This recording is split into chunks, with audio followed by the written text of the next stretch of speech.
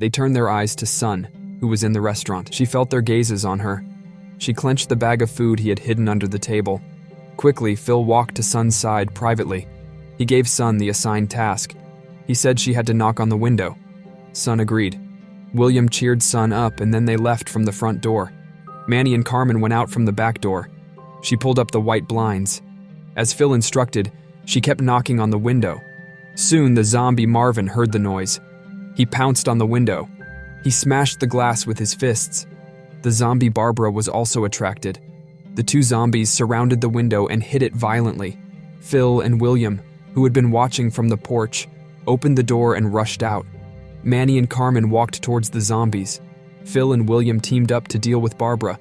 Manny and Carmen joined forces to deal with Marvin. Sun watched the situation outside closely in the restaurant.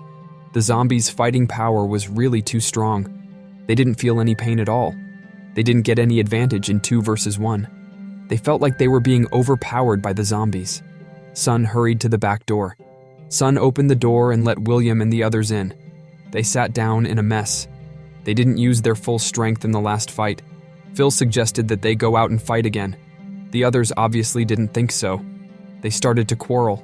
Phil angrily proposed that they escape on their own. Whoever ran faster, whoever survived. William also agreed with anger. Sun disagreed, which everyone knew. Phil started again. He made William and Sun feel a great sense of crisis. They looked nervously at the back kitchen. Soon, Phil and the others finished talking. Phil took William away. He persuaded William to agree with his decision. They had to sacrifice someone to escape. Phil also tried to soften William with his family and make him agree. William refused Phil's proposal. He couldn't cruelly decide the life and death of others. He couldn't ruthlessly abandon his friends who shared the same difficulties. The plan collapsed. William returned to Sun's side. He picked up a weapon. Sun also took the food bag as a weapon in her hand. Phil and the others also picked up weapons. Outside, the zombies kept hitting the door. Inside, the two groups of people were deadlocked. Sun suddenly noticed the wound on Phil's hand. He asked him the source of the wound. William also helped out. Phil pulled down his sleeve in a panic. He said his wound was from sliding on the door. This obvious move made him more suspicious. Carmen and Manny also asked him. Phil refused to admit it. He was so angry that he asked Manny to grab Sun with him. He wanted to throw her out. When Phil approached Sun step by step, Manny hit Phil's head from behind. Carmen also joined in. They beat Phil up. William also came over to help. He threw Phil out of the restaurant.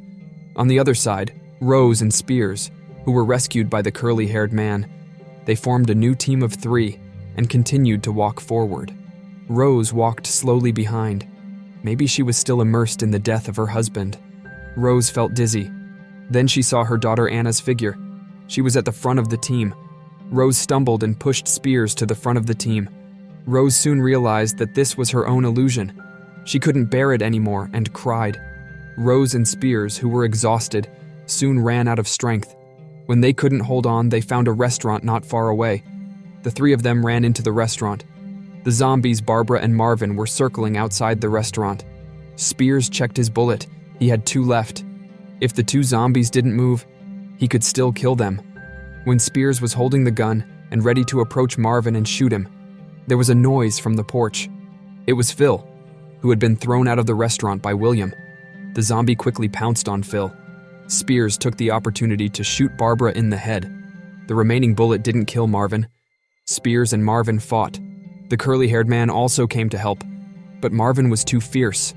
Spears and the curly-haired man couldn't resist. Fortunately, the 4 people in the restaurant rushed out. They subdued Marvin together. They formed a new team and set off again. They kept moving towards the stadium.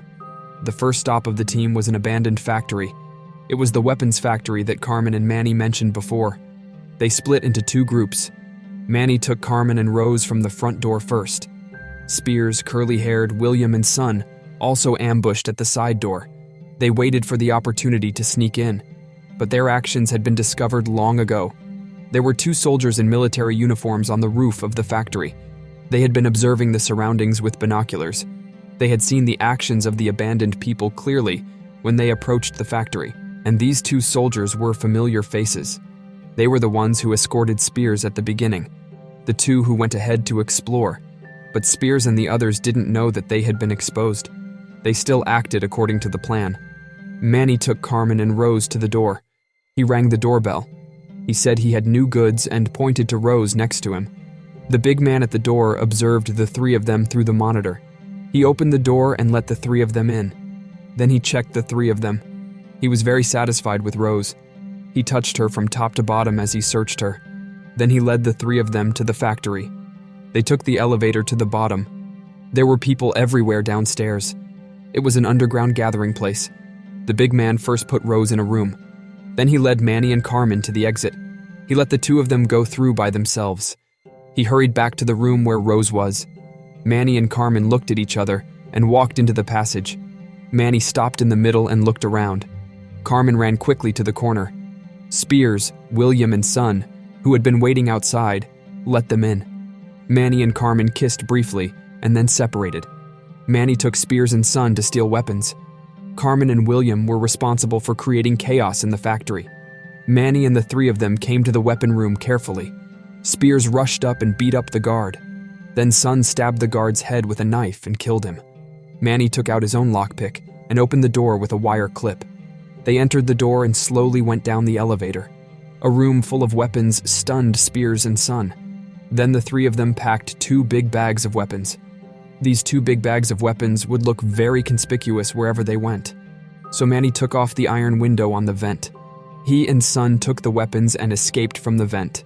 They avoided the crowd. Spears didn't need to carry weapons. He just needed to escape from the original way. Carmen and William made it. After separating from Manny, Carmen took William to the factory. A group of people were holding a party. Carmen and William mixed in the crowd. They quietly came to the power room. William was responsible for cutting off the power. Carmen also looked around outside. William lit a lighter and illuminated it. He soon found the main switch. He operated it and cut off the power of the whole factory. William, who had completed the task, came to the door. He cautiously opened a crack in the door and observed the situation outside. He heard a gunshot, but it didn't come from his team, and then escape. He saw a woman in a heavy coat walking in the center of the party. She pretended to seduce a strong man in the crowd. She took advantage of the power outage and stabbed the strong man with a knife in her hand. Rose and Lance tried to escape the zombies. They went downstairs and found a way out to escape. Spears, on the other hand, was trapped in the crowd of zombies. Fortunately, there were stairs next to him, and he climbed up to the exit. Earlier, when Rose was in the small room, she saw many people inside in a daze. She sat down while waiting for the time to come out. Next to her was Lance, who was asleep. When the big man came and tried to grope Rose, Lance, who saw it, screamed and stopped him. The big man was going to teach him a lesson. Luckily, the power went out and the big man came out. Rose took advantage of this moment to escape with Lance. They walked downstairs and got out. The curly-haired man then appeared to block the exit and threw Molotovs. On the other side, Spears, who was left alone, walked into the factory. He had just gone up the stairs and all the lights went out. Then a group of people rushed towards him. Spears dodged the crowd and continued to walk to the front corridor. The glass doors on both sides of the corridor were crowded with escaping people. Spears was confused. Soon a glass door was kicked open. The people inside ran out. The zombies followed closely. Spears didn't dare to stay. He ran up the stairs and out of the factory. He used the wooden coil by the door to hold the door. He prevented the zombies from running out. After the door was safely blocked, Spears quickly ran to the vent. He saw the bag full of weapons on the ground near the exit. Inside the vent, Manny and Son were crawling in fear to get out. They hear screams and hordes of zombies. They tried to keep crawling and suddenly heard gunshots. Son cowered in fear, hoping she would survive. She looked back and somehow Manny was hit and killed him instantly. Manny instantly turned into a vicious zombie and crawled around trying to eat Son. Son continued to crawl until she found the metal cover that was the escape route. She opened the cover and threw the bag of weapons out.